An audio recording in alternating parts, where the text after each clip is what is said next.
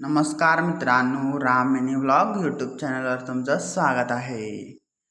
तर आज सकाळ सकाळी उठल्यानंतर मला पण थोडं पोछा वगैरे लावायचं होतं आणि आता आम्ही नवीन घरामध्ये शिफ्ट झाल्यामुळे लादी वगैरे डेली पुसावी लागले आणि त्याच्यानंतर ते जे वाळलेलं झाड होतं त्याचं लाकूड आपोआपच पडलेले मी खिडकीतून बघितलो आणि चाललो आणायला.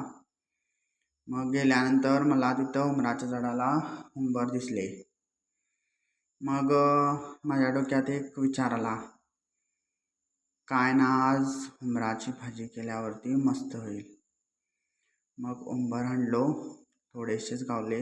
ते पण मी झाडावर चढून काढले नव्हते, बांबूला विळा बांधून काढलेलो होतो. मग त्यांना स्वच्छ असं धुवून घेतलो. त्याच्यानंतर कुकरला 3-4 शिट्ट्या वगैरे असं काढून घेतलो. मग उंबराची भाजी कशी करायची ते पण तुम्ही शिकालच माझ्याबरोबर.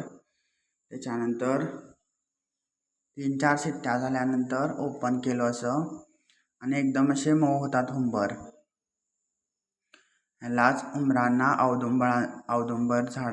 औदुंबराचं फळ पण असं म्हटलं जातं.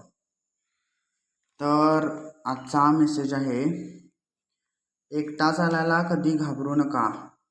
सूर्यसुद्धा एकटाच आहे की. त्याच्यासोबत कोणी मित्रपरिवार दिसतो तुम्हाला की नातेवाईक दिसतात, पण चालतोय ना.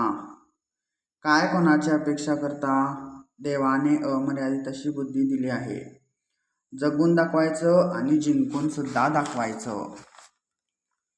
तर ह्या औदुंबरांच्या फळांना लसणाची फोडणी घालायची असते. लसूण मी कांदा पण घातलेला आहे, कारण मी ह्या आधी पण उंबराची भाजी केलेलो होतो.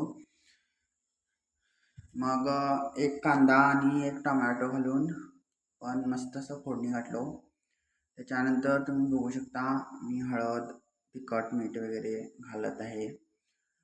मला असं काही असा अंदाज चमचा लागतो असं नाही, मी माझ्या स्वतःच्या अंदाजानं पण हे तिखट मीठ वगैरे घालतो.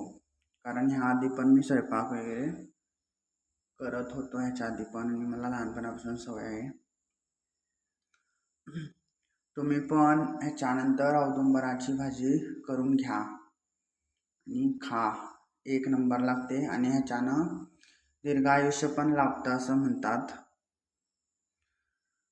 आणि तुम्ही बघू शकता आम्ही कशा प्रकारे त्याला फोडणी घालून करून घेतलेली आहे. एक नंबर झालेली हो.